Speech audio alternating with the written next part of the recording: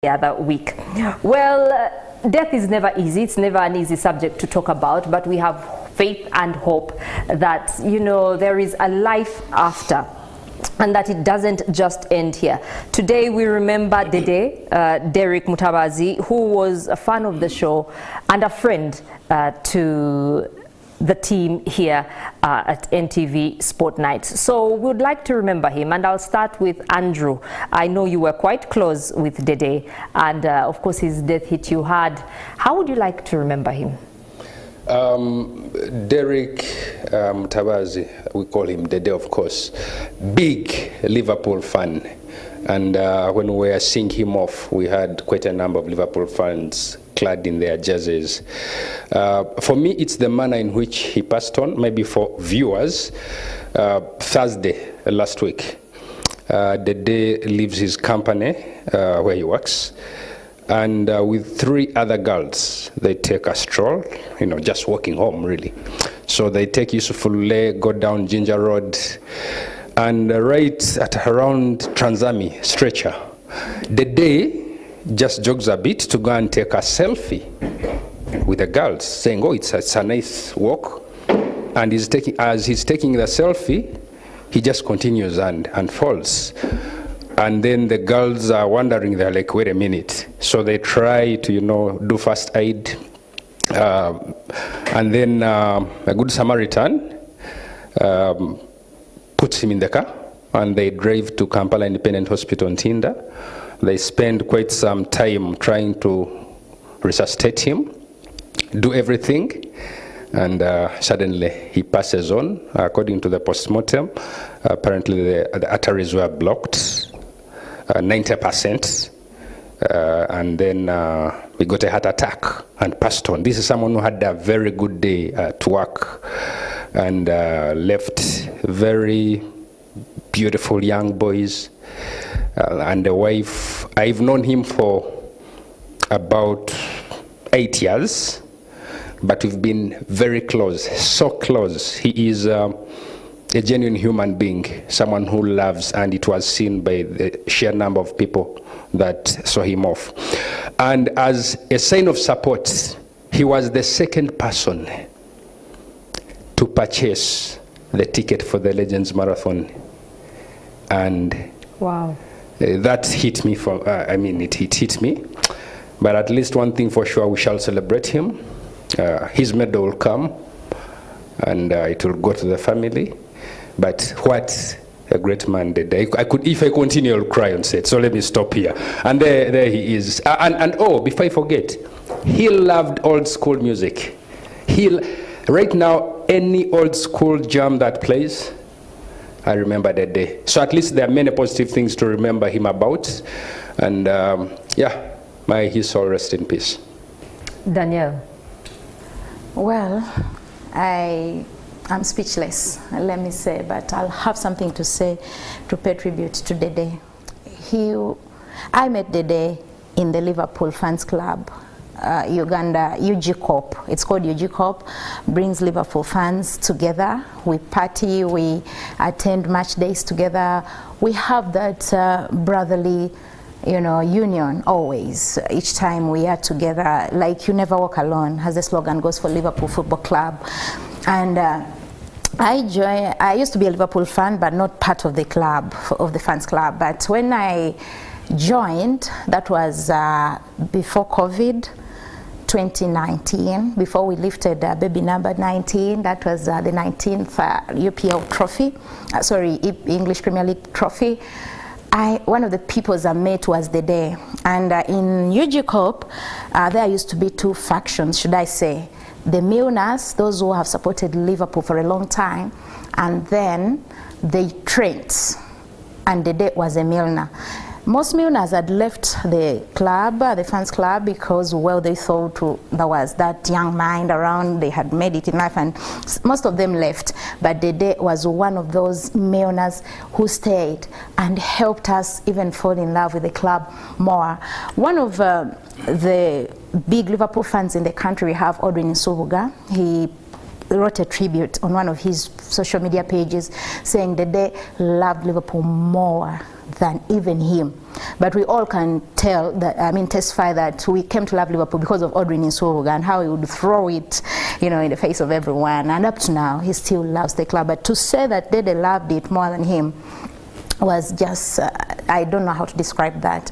But anyway, on a personal level, I feel so bad because, like Andrew says, there was a ride one day we had with Dede, and he played old music all throughout. So we were asking him, who are those artists? He was like, these are Atlantic stars. So I remember some of the songs were playing. Personally, I was overwhelmed by his death. It was so painful. It is a huge blow to UG Corp because that is the second person we are losing in a space of 3 weeks. We went to bury Patrick Lubega with Dede himself, and I had a personal chat with him, and he was saying, you know what, Daniel, Fenari Kubo. I'm so saddened that he is gone right now and he's not with us, and I don't know. But one thing I have to say is that I decided to celebrate him and say, God, I'll glorify you for Dede. For Dede's life. Yes, exactly. Okay, before Isma, we have to go to Clive, who is moving. Clive, how would you remember Dede? One of those people that we get to meet in our line of duty or the nature of our job, and they become a part of your job. On any other day, he's one of those people that we've come to get to know in our jobs that would easily pass to be a sports journalist. Yet he was just somebody who was very passionate about sports and followed sports religiously. But because of that connection, anyone would get comfortable to discuss any kind of sport with him, be it local, be it international. He was that kind of person. Yes, well identified with Liverpool Football Club, but he's one that I would sit on any TV station or a radio show and comfortably discuss sports. But one person who you would say lived life to the fullest, especially with his passion for sport. Oh, thank you very much, Clive. Isma. Not a pretty thing discussing death. On Saturday, I was returning from somewhere extremely fatigued, but I could have missed so many things, but not the day's funeral. I joined this job as a broadcaster when I was still a teenager. I had no gray hair at all. This goes back about 15 years ago, when one of the best people I've met in my adult life, Michael Chigos, invited me to radio for the first time. Now, as I got through, I was very tense the first times I walked into studio. I actually did my first shows on Radio 1 standing because I was so nervous, and I spent a lot of time standing. And that's advice I'd got from Elvis Kalema. Elvis told me, you know, when you're nervous, you stand. R.S. Elvis told me, when you stand, all the nerves will move to the bottom. So in those first 2 years, I used to stand a lot in studio, but other guys would not notice why I was doing it. That's because I was extremely nervous. Now, on one of those days, after the Saturday show, a gentleman walks into Radio 1 because he was a keen listener. And told me, young man, you're a very, very good radio presenter. I didn't have met people as knowledgeable as you, and that was the day. That's the first time I met him. I think maybe I was about 2 years out of university, still not knowing whether to spend my 5,000 on a Rolex or to save it on land. Yeah, because sometimes when you can't buy a bag of cement, you'd rather go to the beach. Yeah, at that age, that's where I was. And from then on, Dede became my friend. Now, as I grew older, I had a chance to live in the same neighborhood with him because I lived in Chira at some point where Dede lived. So the conversation even grew much louder. It stretched into all the things that life's dreams can be. And he would give you, you know, when you're there thinking, it's like, you know, that little money, if you put some of this aside, there'll be something out of it over time.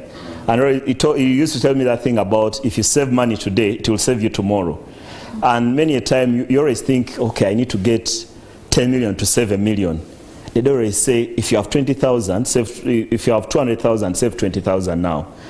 And that was the kind of person. So he went beyond being a fan, because what we call fans, okay, radio listener, I'm not really skewed by that word fan, but A listener who has followed me from the first time I walked into that studio shaking, I think around August or September in 2009, to a person who I got to know. We live in the same neighborhood, had a lot of conversations. I got to learn about their children when they were babies. So when I was seeing them on Saturday without their father, it struck me in a way that I could not imagine.